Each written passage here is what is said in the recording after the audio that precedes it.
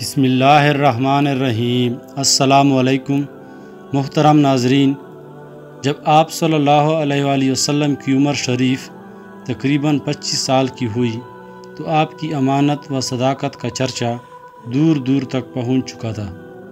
حضرت خدیجہ رضی اللہ تعالی عنہ مکہ کی ایک بہت ہی مالدار عورت تھیں۔ ان کے شوہر کا انتقال ہو چکا تھا۔ ان کو ضرورت تھی کہ کوئی امانت دار آدمی مل جائے تو اس کے ساتھ اپنی تجارت کا سامان ملک شام بھیجیں۔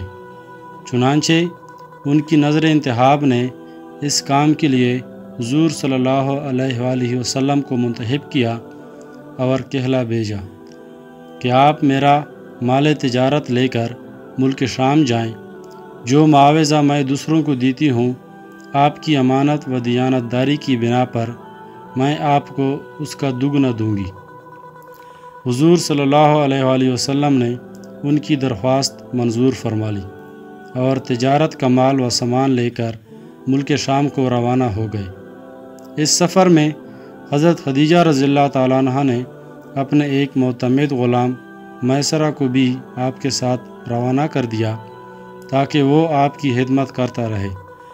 جب آپ ملک شام کے مشہور شہر بصرہ کے بازار میں پہنچے تو وہاں نستورہ راہب کی خانقاہ کے قریب میں ٹھہرے۔ نستورہ میسرہ کو بہت پہلے سے جانتا پہچانتا تھا۔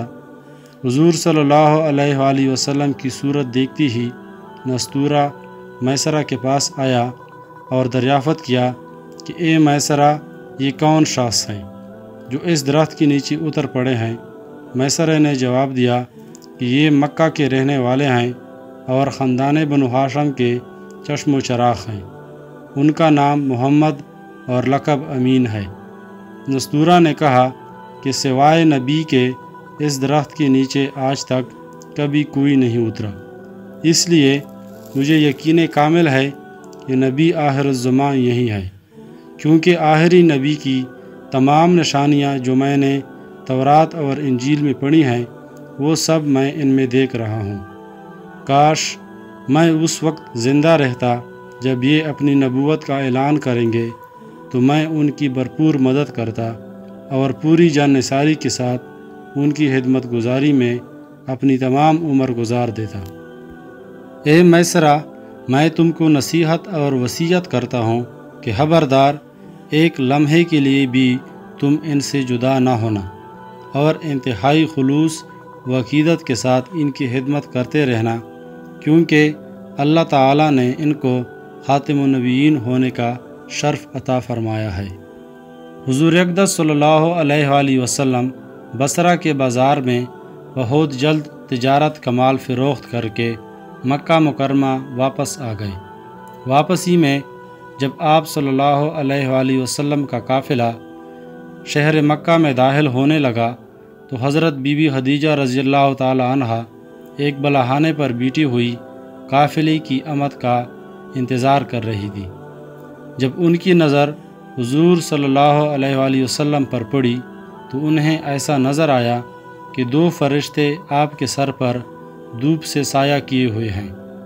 حضرت خدیجہ رضی اللہ تعالیٰ عنہ کے قلب پر اس نورانی منظر کا ایک خاص اثر ہوا اور وہ فرط عقیدت سے انتہائی والہانہ محبت کے ساتھ یہ حسین جلوہ دیکھتی رہیں۔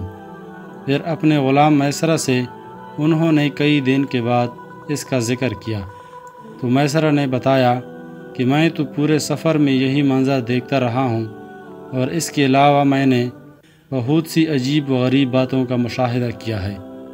پھر میسرہ نے نستورہ راہب کی گفتگو اور اس کی عقیدت و محبت کا تذکرہ بھی کیا۔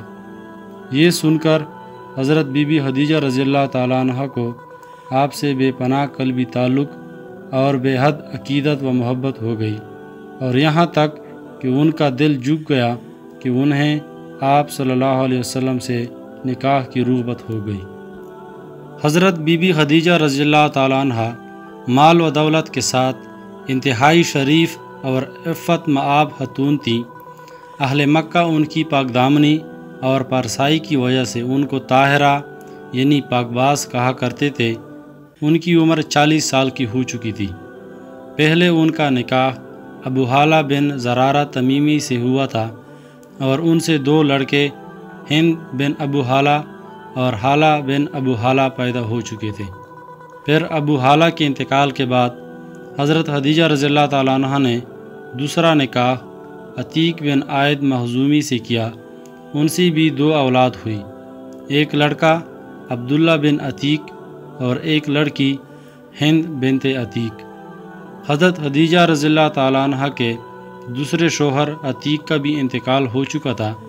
بڑے بڑے سرداران قریش ان کے ساتھ عقد نکاح کے خواہشمند تھے، لیکن انہوں نے سب پیغاموں کو ٹکرا دیا، مگر حضور اقدس صلی اللہ علیہ وآلہ وسلم کے پیغمبرانہ اخلاق و عادات کو دیکھ کر اور آپ صلی اللہ علیہ وآلہ وسلم کے حیرت انگیز حالات سن کر یہاں تک ان کا دل آپ کی طرف مائل ہو گیا کہ خود بخود ان کے قلب میں آپ سے نکاح کی رغبت پیدا ہو گئی۔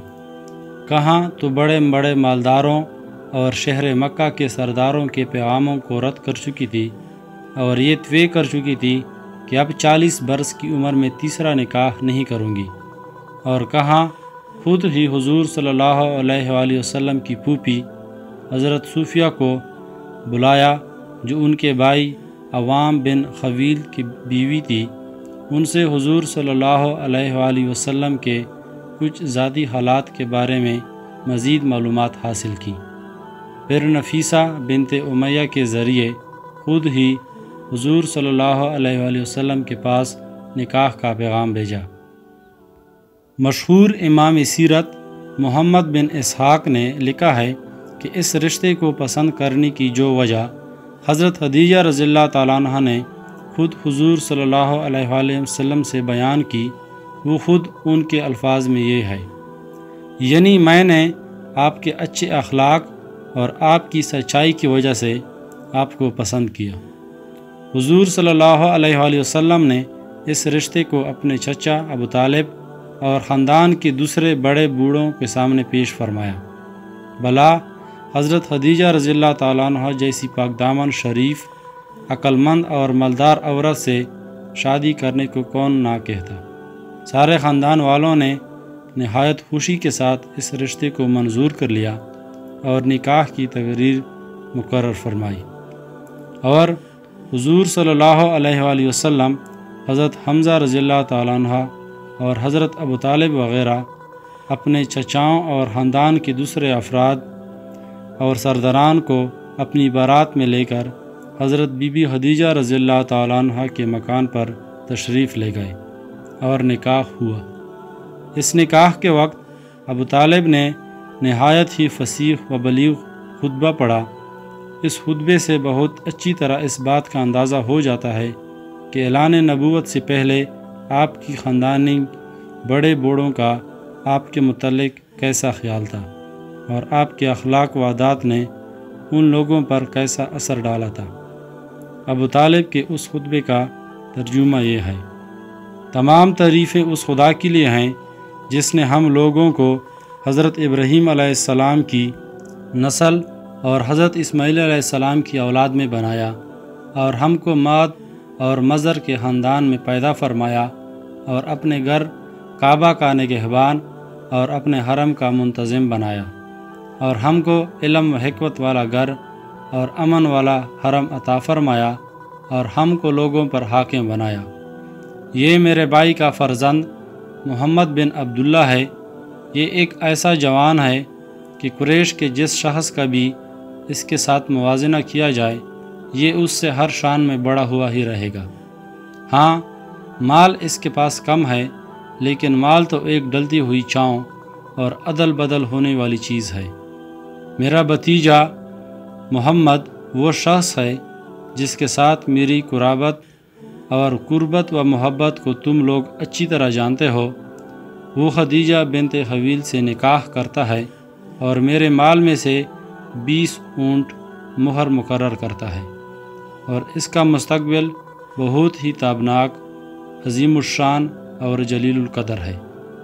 جب ابو طالب اپنا یہ ولولہ انگیز خطبہ ختم کر چکے تو حضرت بی بی خدیجہ رضی اللہ تعالیٰ عنہ کے چچا زاد بھائی ورقہ بن نوفل نے بھی کھڑے ہو کر ایک شاندار خطبہ پڑھا، جس کا مضمون یہ ہے: خدا ہی کے لیے حمد ہے جس نے ہم کو ایسا ہی بنایا جیسا کہ اے ابو طالب آپ نے ذکر کیا، اور ہمیں وہ تمام فضیلتیں عطا فرمائی ہیں جن کو آپ نے شمار کیا۔ بلا شبہ ہم لوگ عرب کے پیشوا اور سردار ہیں، اور آپ لوگ بھی تمام فضائل کے اہل ہیں۔ کوئی قبیلہ آپ لوگوں کے فضائل کا انکار نہیں کر سکتا، اور کوئی شخص آپ لوگوں کے فخر و شرف کو رد نہیں کر سکتا، اور بے شک ہم لوگوں نے نہایت ہی رغبت کے ساتھ آپ لوگوں کے ساتھ ملنے اور رشتے میں شامل ہونے کو پسند کیا۔ لہٰذا اے قریش، تم گواہ رہو کہ خدیجہ بنت خویلد کو میں نے محمد بن عبداللہ کی زوجیت میں دیا 400 مسکال مہر کے بدلے۔ عرض: حضرت بی بی خدیجہ رضی اللہ تعالیٰ عنہ کے ساتھ حضور صلی اللہ علیہ وسلم کا نکاح ہو گیا۔ حضرت بی بی خدیجہ رضی اللہ تعالیٰ عنہ تقریباً 25 برس تک حضور صلی اللہ علیہ وآلہ وسلم کی خدمت میں رہی، اور ان کی زندگی میں حضور صلی اللہ علیہ وآلہ وسلم نے کوئی دوسرا نکاح نہیں فرمایا، اور حضور صلی اللہ علیہ وآلہ وسلم کے ایک فرزند حضرت ابراہیم کے سوا باقی آپ کی تمام اولاد حضرت خدیجہ رضی اللہ تعالیٰ عنہ کی بطن سے پیدا ہوئی۔ حضرت خدیجہ رضی اللہ تعالیٰ عنہ نے اپنی ساری دولت حضور صلی اللہ علیہ وآلہ وسلم کے قدموں پر قربان کر دی، اور اپنی تمام عمر حضور صلی اللہ علیہ وآلہ وسلم کی غم گساری اور خدمت میں نثار کر دی۔ ناظرین، اس قسم کے مزید ویڈیوز دیکھنے کے لیے ہمارے چینل کو لائک اور سبسکرائب کریں۔ شکریہ۔